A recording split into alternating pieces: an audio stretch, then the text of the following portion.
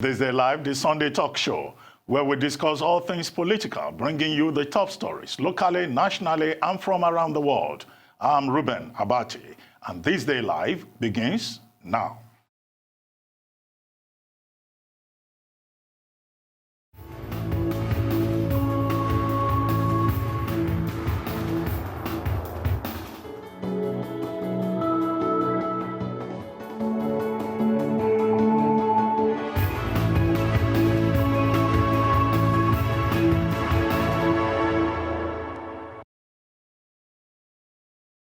I'd like to welcome today's panelists, Chikwe Ihekweazu, former Commissioner of Information, Delta State, and Yemi Adamolepun, Executive Director, Enough is Enough.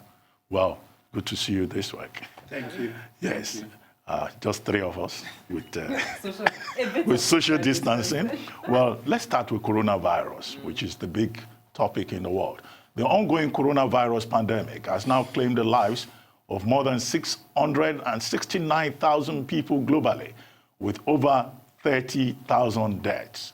In Nigeria, the Center for Disease Control, NCDC, announced a breakdown of the cases, bringing the country's total cases to 97. Nigeria's Minister of Health, Dr. Osagie Ehanire, and Director General of the Nigeria Center for Disease Control, Dr. Chikwe Ihekweazu, paid a visit to President Muhammadu Buhari on Saturday to brief the president on the ongoing developments in the country. It was confirmed that both Health Minister and the NCDC boss intimated the president on the efforts being put in place so far to stem the spread of the virus in the country. They also outlined for the president what steps will be taken in the coming days. Well, it's an impromptu visit. It's unscheduled, and it is to answer a few questions that His Excellency had about the health sector, which we took the opportunity to explain further. So what are the takeaways from here? Well, the takeaway is that we have been able to clarify a few things which were, let us say, in question regarding the state we are in to the coronavirus disease outbreak in Nigeria. Well, I explained those problems, the situation, and what the projection will be going forward, and what are the measures which you think will be very necessary at this time. Well, Chikwe, Yemi in particular, you were insisting, I think last week, that the president must come forward and take charge. And now, at last, all those rumors and speculations about the president have been dispelled. The president not only met with the health minister, he also met with the director general of the Center for Disease Control. And there has been an announcement that today at 7 p.m., the president would address the nation in line with the expectations and the demand of many Nigerians. So you think we're in a better place now with regard to leadership? Well, I think we made some progress. And I think it's actually particularly important to note that one of his aides who said it's a function of style. Now, you can quibble about style under very different circumstances, but at a point where we have a global pandemic, it is absolutely imperative that the president address his citizens, so to speak. Now, and I think to be in fairness, maybe a bit to Mr. Adesina, if I want to use that, if Nigerians felt that the government was on top of its game and things were happening, people felt safe, people felt secure, people felt they could get the help that they needed, our health care infrastructure wasn't in shambles, then maybe the clamor for it wouldn't be as bad. But I think it's important for the fact that Nigerians have clamored for it. I mean, over social media, over the last 2 days, there were the hashtag "Where is Buhari?" and Buhari challenge was trending. And then there were the rumors that was he in Dubai or then he went to Cuba. So as you said, the fact that he met with those two officials and that he's speaking to today has shown that Nigerians putting pressure, and I guess even internationally, I'm sure some of our partners will be wondering what is going on that they haven't heard formally from the president of the country. But I think ultimately it's what he says at 7 p.m. that would then set the tone for where we are. Because there are a lot of issues. Every state has become, in a sense, almost a nation on its own. closing borders, including international borders. I mean, how can a state governor... in Ogun State. Exactly. How can a state governor decide that he wants to close an international border? Yes, the concerns are there, but the fact that he thinks he should and he's not getting direction from federal government then means, you know what, I want to protect my citizens. And I think for governors, I'll give them kudos for at least communicating the willingness or the desire to protect their citizens, which is why they're taking these steps. Governor Wike in Rivers closed his airport. He doesn't have the powers to. But again, to communicate the point that I am determined to protect my citizens as best as I can, they're taking these actions. So I think that that's extremely, extremely important. And I hope the president, in his address, factors in the steps that have been taken by the subnationals and sort of articulates it in a national message, if I want to use that word. Well, Chike, let me come to you. I mean, you have managed information before. What should be the messaging style that should be adopted by the president when he addresses the country this evening?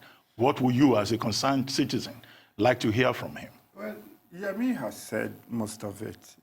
You see, the pandemic is such a global and serious problem that I wouldn't want, as much as there are so many other issues contending right now, like she rightfully said, to detract from it. So please, because I believe we are just seeing the tip of the iceberg in Nigeria as we are now. And a lot of people have been dying 101 deaths every day. You die in installments in Nigeria now because for those that have the right information, because of course, you know, there's so much misinformation, so much fake news and all of that going around, you would understand thinking scientifically, because we're dealing with science here. Yes, there's God, and that is our last hope. But you will know that then what is about to hit us will be of monumental proportions. I think, if you ask me, that the horses have already left the stables and we're just waiting. But be that as it may, yes, the president should take this opportunity, no doubt, and address this very, very fractured and jaundiced federalism we've been practicing. A lot of us have been talking about this over and over again.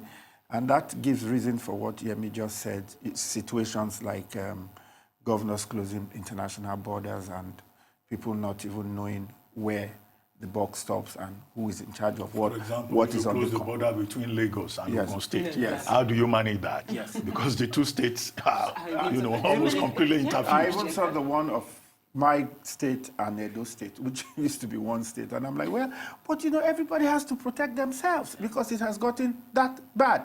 So I think he should find a footnote somewhere in that speech. So please reassure us about what system of government we are really practicing, what the rules are again, but you know, also realizing that, yes, we're in a national emergency. And first and foremost is lives. How are we going to secure lives? That, I think, is my issue now. So I expect him, yes, tell us the steps, because I have not seen in concrete steps or strategies in which we are going to contain this. So I expect to see 1, 2, 3, just the way these guys in England have been doing. If it flares up, if they not, even Lagos State, let me not go too far. Yeah. Babajide Sanwo-Olu has become my new hero. But that young man, because look at what that guy is doing. He gives it to you bullet point by bullet point. When this happens, this is what we'll do next. We anticipate this, we anticipate that.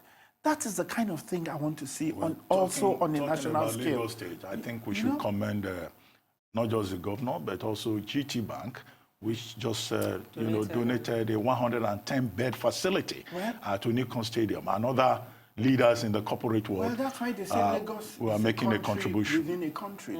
You understand? Because these things happen in Lagos all the time. The corporates are, I mean, the kind of money they make here, they don't make anywhere else. But do you think there is need for the president to also hint at the likelihood that government will be prepared to wield the big stick? Because quite a number of people have been behaving irresponsibly. Today we were told that one pastor, one famous pastor, is telling people not to go and test for coronavirus if they come down with the ailment, you know. And his argument is simply that coronavirus cannot affect Christians, or that, you know, people who have corona who go and get tested could be infected. I don't get the logic. And in Katsina, I think on Friday, one particular imam decided to hold their Friday prayers. Now the police went and dispersed them. The angry youths who are maybe his followers went to the police station and burnt down, all the vehicles within the compound. Now that kind of behavior, government will need to wield the big stick and let people know that under Section 35, 1E of the Constitution, nobody is allowed to spread disease, and that is a crime under the Quarantine Act. Yes, and in Lagos, under Section 320 of the Criminal Code of Lagos State 2003, no, the laws you could be sued for attempted murder. The laws are there. The laws are there, no matter how old they are. The laws are there. And I think this also a bit speaks to this issue that we have with leadership. And I think the challenge, and I think which you've alluded to, that we're facing with this virus, it's not necessarily, I think, yes, there's a medical bit of it, our broken infrastructure, blah, blah, blah, blah, blah, blah, we don't have enough personnel. But undergirding that is a failure of leadership. Because if you take from your imam to your pastor and their power to communicate and influence and how they're choosing to use that power to, in a sense, cause harm and spread disease. Such religious leaders should be arrested immediately. And they should be immediately called to order. And I think from where I sit, I think the religious institutions in Nigeria haven't been engaged and haven't in themselves engaged themselves to see that this is a call to service. Now, I mean, religion is based on service. Well, you see, what I would say about that, there are good eggs, there are bad eggs. Like you rightly said, government should take the initiative and, put it. We see all forms of social media shots where we see people being flogged in other climes, in other countries, in India. To enforce all of that. But there are also very good religious leaders. I came across one who said to his congregation, well, please. You could just hold your thoughts. We Okay. need to go on a short commercial break. It's still This Day Live, the Sunday talk show. Don't go away. We'll be right back.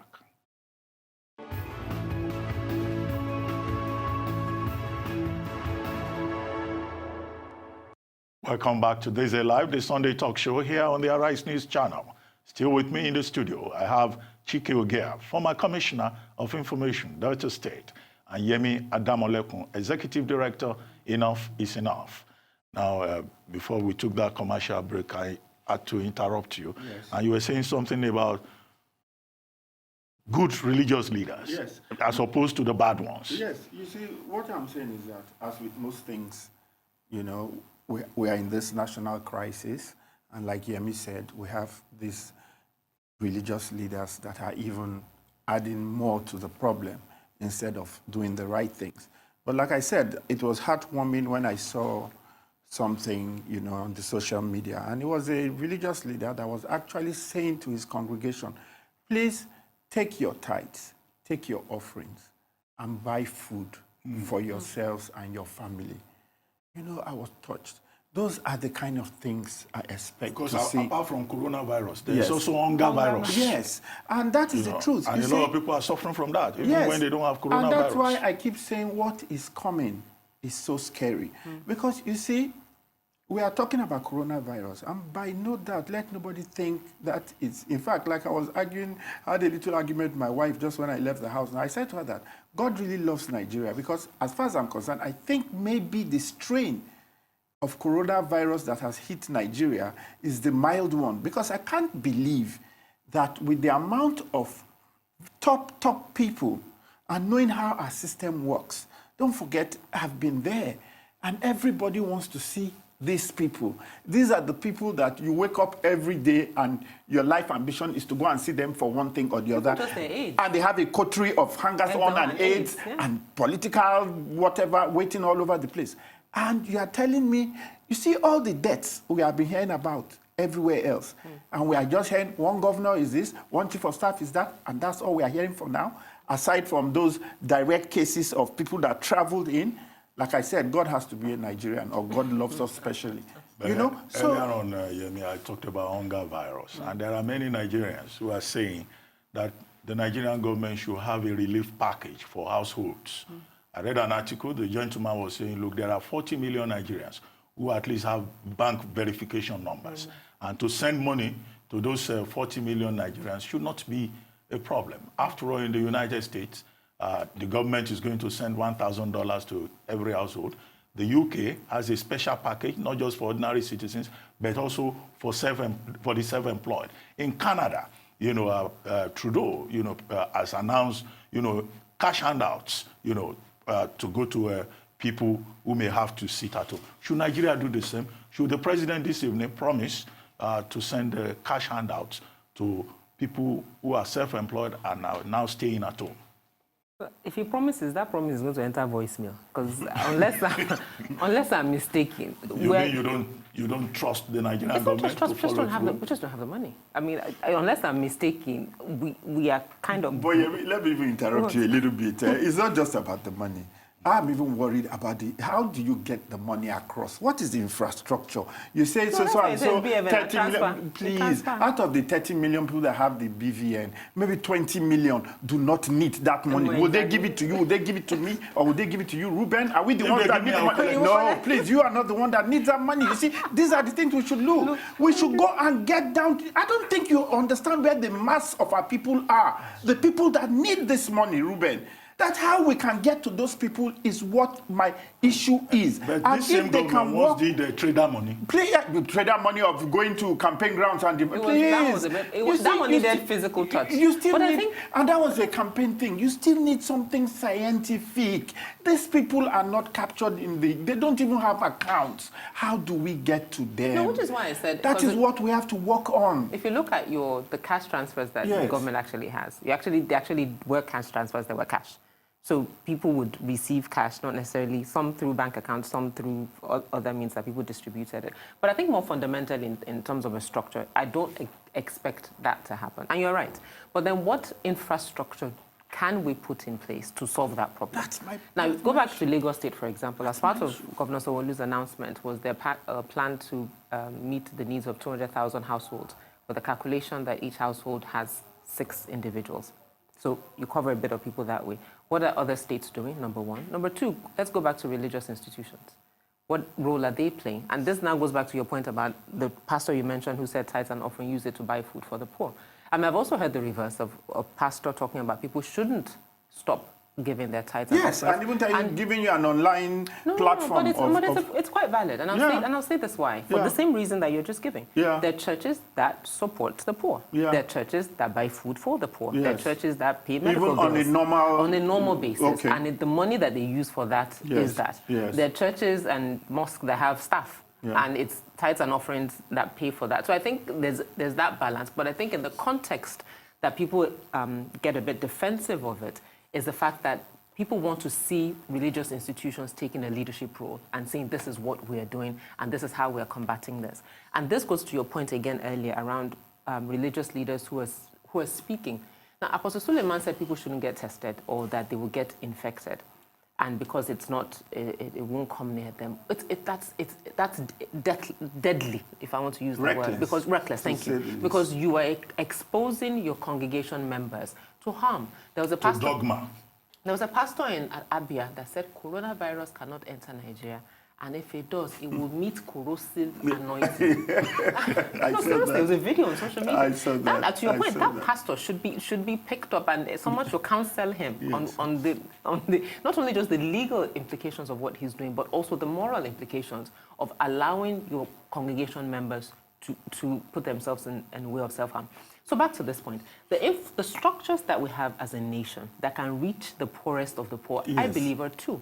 Political structures, because those are the structures that are tapped into for people to come out and vote when it's elections. Before we move on to another topic, have you also observed that, because of the high-profile cases that we have had, only yesterday, Princess Maria Theresa of the Bourbon Parma family of Spain died, the royal family.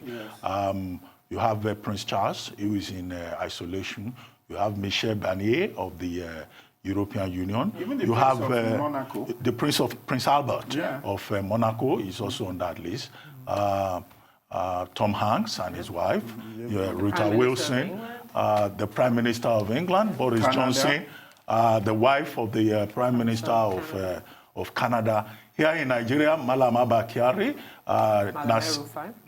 Malam Nasir Rufai, the Controller General of Customs, Muhammad Babandede, who made his own announcement yesterday. Immigration Controller General. Now, you find the average Nigerian saying that this is a big man's disease. It doesn't concern us. I mean, I traveled somewhere yesterday, and I saw people shaking hands, and I was trying to educate them. They said, no, it's a big man's disease. It doesn't affect the ordinary man. What do we do about these ordinary people who, because of the high-profile names that coronavirus is associated with, are now saying it doesn't affect them, it cannot affect them? Now, the thing, for me, the scary part about that is that some people would have coronavirus because the symptoms are cold, a fever, a cough, that you can get with a regular flu. Now, that might progressively become worse and then or get better, but they will not be counted on that list because they were never tested. And I think that's where the problem lies, because we can't meet up. I mean, we have a country of almost 200 million people. We can't test at the scale that we need to test, but to also have a sense of how many people actually have this thing. So it's very easy for people to feel that way. And I think that's part of what the education needs to be. It's not just wash your hands so you don't get it. It's the fact that it's not a death. It's the fact that you have it doesn't mean you're going to die because either. you could be asymptomatic. Exactly. Precisely. That's but it's a harder conversation to have, but it's a conversation we must have. You see, and to add to what Yemi just said, what I think is critical at this juncture is how do we scale up our testing? We have to scale up. Testing. And then we also have to scale up putting out correct and proper news. You see, I wonder where the National Orientation Agency is in all of this. I remember the days of MAMSA. Someone like a Professor Jerry Ghana will have taken this thing to every nook and cranny. This is the kind of thing we need now. Because those people have to understand the connection between those so-called big men and themselves. Exactly. And that is not that wide or far as they think it is. You were the big man respecting them. You are here in Lagos. You could have been in Abuja all last week with some of those people. They don't know what meetings you attended. And you are there with them. They don't even understand that the thing is right there with them by you being there with them. Because you are in the group of whatever So we have to let them know. And we have to get our people to understand, just basic hygiene, cleanliness, like you said. Because now, it's almost now a crime to cough. Well, these days I cough even when I'm alone and I'm wondering. Please don't cough now. Or I sneeze. And I'm like, what is the world turning to? Because like you rightly said, you could have these things and it's nothing to do with corona. Anyway, I know we can spend the whole day on this subject, but let's take one more topic, then we will discuss it after the break. Okay. And this is about the Central Bank of Nigeria, which recently suspended foreign exchange sales to bureau de change operators until further notice. According to reports, this could further increase the price of the dollar, which the Apex Bank recently announced should be sold by BDCs to end users at 380 naira to $1 from the initial 360 naira to $1. The CBN letter addressed to the Association of Bureau de Change of Nigeria president notified the association of his decision to suspend sales. We'll take a short break now. When we return, we'll comment on this and its implications. We'll be right back.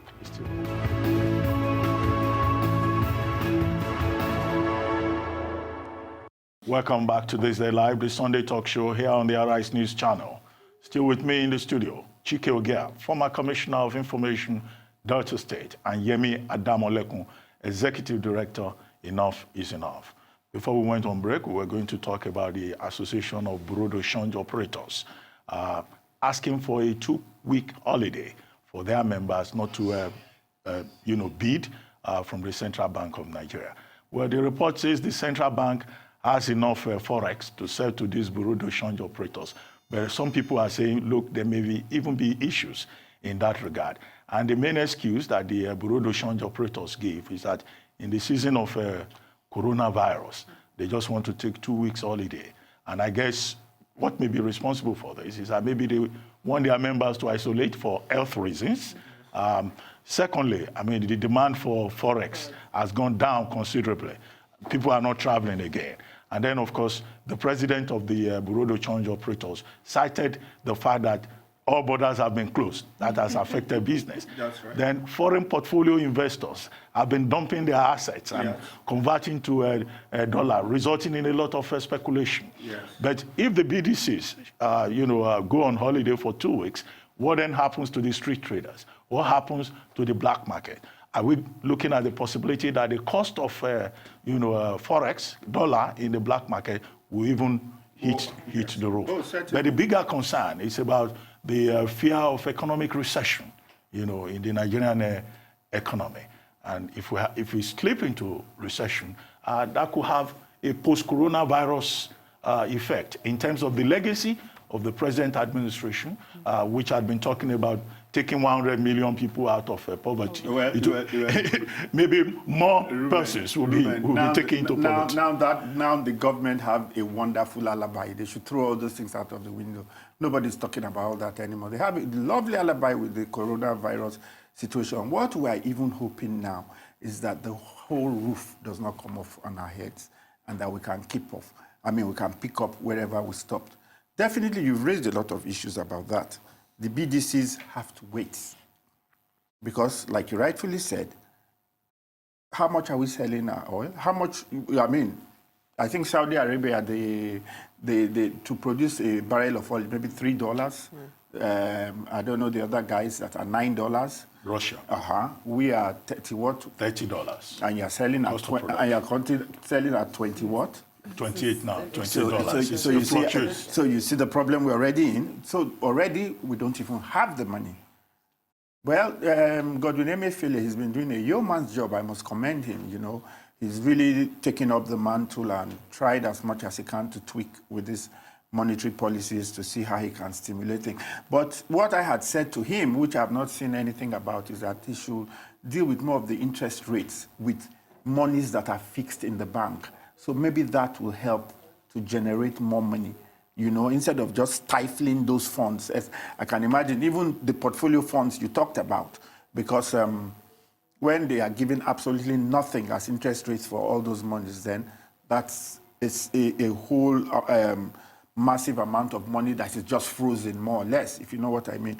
But the truth is that whether Nigeria likes it or not, as with the world is going to go into a recession. I'm not the IMF already announced that the global economy is already in recession. Prophet of doom or anything, If they can pull out 10 million instead of 100 million out of poverty, we will clap for them.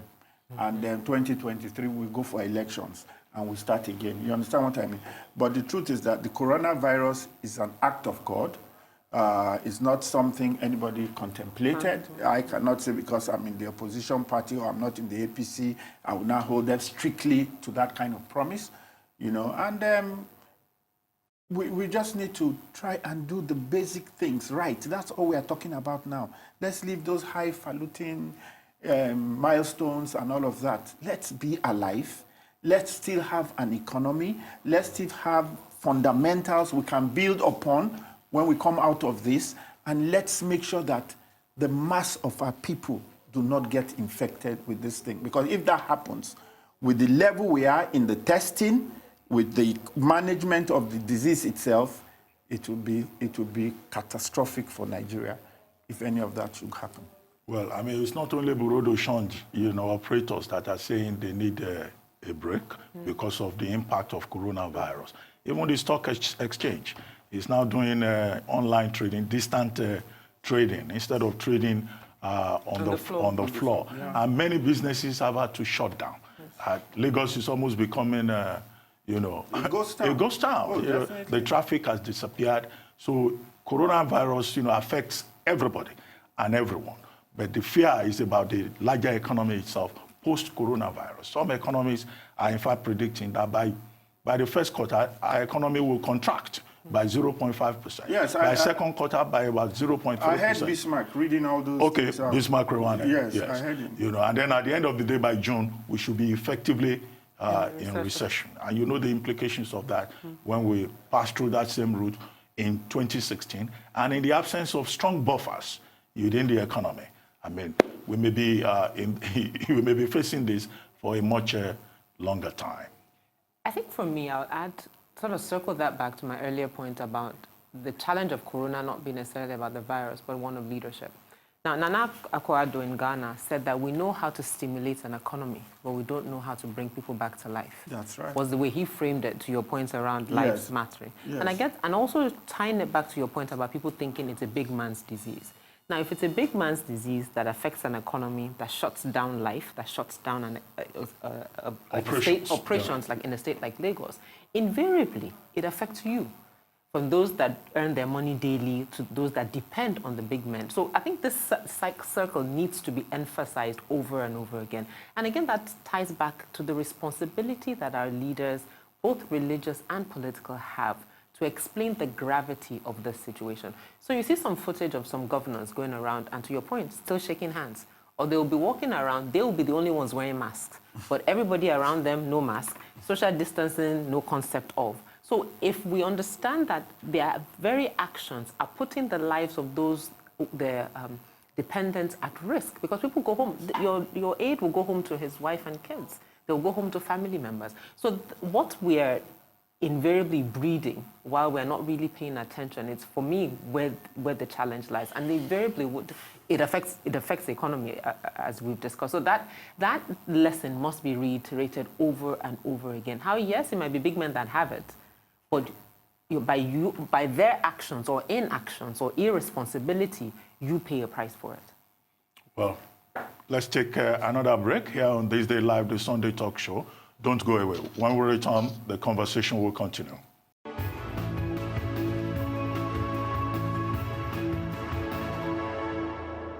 Welcome back to This Day Live, the Sunday talk show here on the Arise News channel. Still with me in the studio, Chikwe Ihekweazu, former Commissioner of Information, Delta State, and Yemi Adamolekun, Executive Director, Enough is Enough. Now, let's take the story of the Akure explosion. A truck allegedly conveying improvised explosive devices on Saturday exploded at Eleyewo Iluabo Road along Akure Highway in Akure North local government area of Ondo State, injuring at least 13 residents. Apart from the varying degrees of injury inflicted on the victims, the explosion brought down over 60 buildings, consequently displacing hundreds of residents of the community. The explosion also caused a deep crater on the site it occurred, cutting off the road and hindering vehicular movement. Rotimi Akeredolu, governor of the state, told journalists the blast occurred after a truck conveying explosives to a quarry exploded. Earlier in the month, on March 15, an explosion in Abule Ado area of Lagos State led to the death of 22 persons and the destruction of many houses. We keep having these reports of explosions. And how should ordinances be transported? And who is going to be responsible for the damage that has been done? 100 houses, in Akure along Akure Highway. And movement has been hindered. The governor himself has offered an explanation because initially we were told maybe it was a bomb blast. Yes. Then later the governor offered clarification. But what kind of help should the state or the federal government provide? And should anybody be sanctioned for this negligence that has resulted in this tragedy? Chike, let me start with you. Well, there are legal implications to all these things. I think we just have to go and look at the laws and see, what, not just liability. Under strict liability. Yes, and the responsibility it confers on the company, the quarrying company, who should have that duty of care. Okay. He should take that, level of duty of care to make sure when he moves his explosives from one location to the other, he's doing it with a serviceable car, because from what we hear, the problem actually started with the problem in the engine of the vehicle that was conveying it. And by the time they saw some smoke and they said the packed, thank God they even moved away from where they were, which I hear would have been worse. And they packed and they opened the bonnet and then they found out that there was fire. And of course, by the time fire gets in touch with an explosive, you can imagine what happened. In fact, they said the vehicle is actually buried, embedded in the crater that is in there, and they can't even see it yet. Very deep crater, I saw it. So definitely, strictly, like you said, in law of tort, strict liability, this company should be held responsible. But like I keep saying, being that we're in this stage of and not me, as far as I'm concerned with with coronavirus. Please, we need to get the federal government, the state government. Everybody has to provide succor for the people. You see, because it's the poor people that are bearing the brunt. People are injured. People are in hospital. People have lost their homes.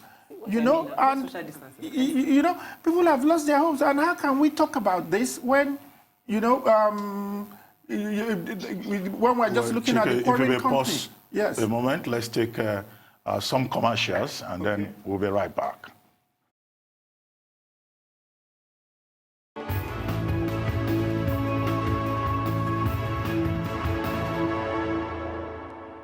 Welcome back to This Day Live, this Sunday show.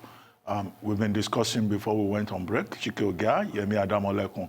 We've been discussing the explosion in Akure. And Chike, you were saying that, this is a case of strict liability and That's people right. should be sanctioned. Definitely. Yes. What's your own take? One, that's my area. Excuse me, I'm from Ondo State, so that's my area. Oh, okay. They're not 100 houses, but yes, houses were affected, but I think that's a bit more. But Corona, in a sense, a bit of a blessing, if I want to use that word, because I understand that the church that was there that was damaged would have had a night vigil. So at that time of the night, people would have been in church. That's right. It was 1 a.m. 1 a.m. Incident occurred at Exactly. 1 a.m. So people will have still been in church. And secondly, the school that was affected as well was a boarding school. So if not that kids had been sent home, there would have been kids in that school as well.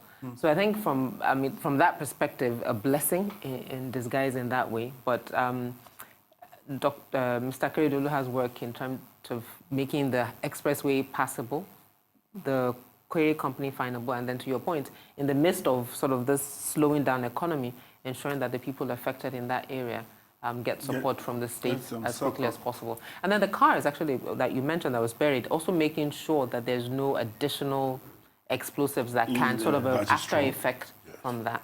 But this morning, interestingly, a professor from Obafemi Awolowo University was saying that it wasn't the explosion, that it was an asteroid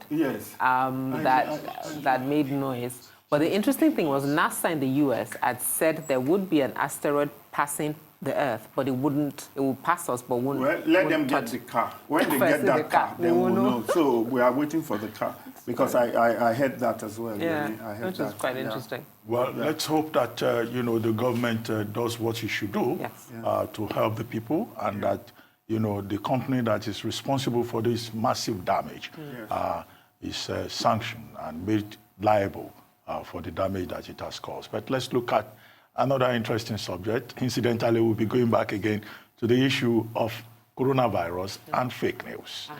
Now, the World Health Organization has debunked a myth which suggested that coronavirus is airborne and can remain in the air for 8 hours.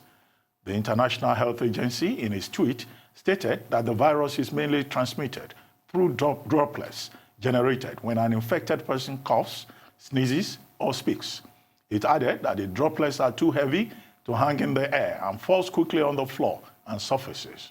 Some of the protective measures the WHO listed, including keeping 1 meter distance from other people, disinfecting surfaces, washing of hands as well. Well, of course, this is not the only fake news. There must be others. Like, for example, in Nigeria, the presidency debunked an audio making the rounds that President Muhammadu Buhari was flown abroad for treatment over coronavirus. As earlier noted, Nigeria's Minister of Health, Dr. Osagie Ehanire, and Director General of the Nigeria Center for Disease Control, Dr. Chikwe Ihekweazu, paid a visit to President Muhammadu Buhari on Saturday to brief the president on the ongoing developments in the new coronavirus cases in the country. President Muhammadu Buhari will address the nation later today by 7 p.m. Nigerian time. So that's another fake news. Debunked. And then, of course, yet another one. The Lagos state government has dispelled rumors of a curfew in the state, stating clearly that there is no curfew. It, however, said if the need for curfew were to arise, the government would not hesitate to impose it. In a tweet or in its official handle at Follow LASG on Saturday, the government said Governor Babajide Sanwo-Olu dropped the idea of imposing a curfew in the state meant to allow the fumigation exercise in the public space. He said the governor, relying on experts' advice, had said the disinfectant is non-toxic and that the fumigation exercise has commenced. Now, I mean, how do we deal with fake news during this period? Before Yemi comes in, I just want to say something quickly. We have to separate these two issues, the Lagos and the federal. Yes. Lagos State, like I said, Babajide Sanwo-Olu is my man of the year already, 2020, right? And he's doing a wonderful job. All that happened in the case of Lagos State was that he was going to go in one direction, right? And there was information to that extent. Expert advice? Yes, expert advice came, and like a good leader, he listened, and he turned around and tweaked it and said, okay, we'll do this first before we do that. So that's not fake news. We expect that because this thing is a living crisis. So we keep reacting and adjusting and all of that. But in the case of the federal government, the system, is the way it's being run today, is what gives room for fake news. We have a leader that refused to talk to us all this time. No, he's going to talk to you Yeah, today. that's what I'm saying, all this time up till now, and that was what, and there we are, in our phones being inundated with all the world leaders addressing their people, getting them up to speed on every second about the different aspects of the thing, and look, nobody's expecting, we know our president is a general, he's not a health expert or anything. But please, leave like they keep saying, leave your experts to do the expert work. But come and encourage us. Come and tell us what the plans of the government is to confront this, disaster, and give the people hope. Because what is killing us more now, like you rightly said, is the fake news and the misinformation. And that is breeding hopelessness in a lot of people. A lot of people, the kind of paranoia that they have fueled in their minds, now it's terrible. So it's just like a child. We all had children. I mean, they're all grown up now. But I remember in those days when my children were young, sometimes you see them looking all vulnerable. They are scared at night. You have to call your child. No, nothing can happen. Dispel all those myths. There's no ghost coming to harass you. No juju is coming. They've heard this or they've heard that in school. So it's that kind of situation we were in Nigeria. And we're looking for that father that is a father figure, that is the president of the country, and we're getting nothing. We're talking about fake news. One more, and that's Femi Adesina, presidential spokesman, debunking the speculation that the Nigerian government is planning to pay Nigerians 30,000 naira per person coronavirus relief fund. But we're told that is not true. But again, many Nigerians still expect that they should be given money. And that report went viral on Friday. What is money? Why won't it go viral? As you said, there's hunger virus. Free money. Free money from the government that you think should do something. But I think to build up on Chike's point, one of the biggest things that this administration is not taking advantage of is the power they have in their joint ticket. Now, as you said, people are looking up to the president to sort of provide leadership that this is where we're going. But we're also clear that President Buhari is not charismatic. And but it's true. It's not, not everybody has to be, but he just happens not to be. But you have a vice president who happens to be. And has a lot of capacity. And has a lot of capacity to speak to these issues, encourage people. If it's Muslims, he will speak. If it's Christians, he will speak. If it's the technicality of the matter, he will speak to it and all of that. So the ability for the administration to take advantage of the resources that they have to actually say that as a team and as a nation, we're taking this on, and they continue to miss that opportunity. Well, myself and Ruben, I'm sure, having worked in government, can tell you why as logical as what you want cannot happen. I know. I'm just saying that it's unfortunate. There's only one president. It's unfortunate. But I think that the biggest fake news out there is the speculation about forms of treatment. I've had some people saying, if you take turmeric and you mix it with ginger and lemon, and then you take paracetamol, you'll be fine. Some people are talking about anointing oil. Some people are saying that they are covered by the blood of Jesus. Hallelujah. I think it's important that, we do a lot of sensitization and mobilization to tell people that coronavirus does not differentiate between Christians and Muslims. It doesn't differentiate between a big man and an ordinary citizen. And coronavirus doesn't differentiate between PDP or APC, one political party against the other. It's a virus that's not a death sentence. It's like having a flu. Yes, it's a peculiar strain, But it is still a A virus. novel one, because it's new. Yeah, We have but to it's still a learn virus, to deal and with it. taking care of yourself is important. But I want to speak to your point, though. No, sorry, just before we go, I want to speak to your point about there's only one president. Quickly, because we no have one to is go. asking that there are two presidents, but there's division of labor. When it's election time, they know how to divide labor. Yes. Don't they? They have to divide Anyway, it from on the that top. note, Exactly. Yemi and Chike will have to. But my please, have last to word. go. Somebody has to wake up the orientation agency. the please. National Orientation Please, Agency. Well, please. They have thank to you. wake them up. You've been watching This Day Live, the Sunday talk show here on Arise News. I'm Ruben Abati. From my entire team here in Lagos, it's bye for now, and thank you very much for watching. See you next week.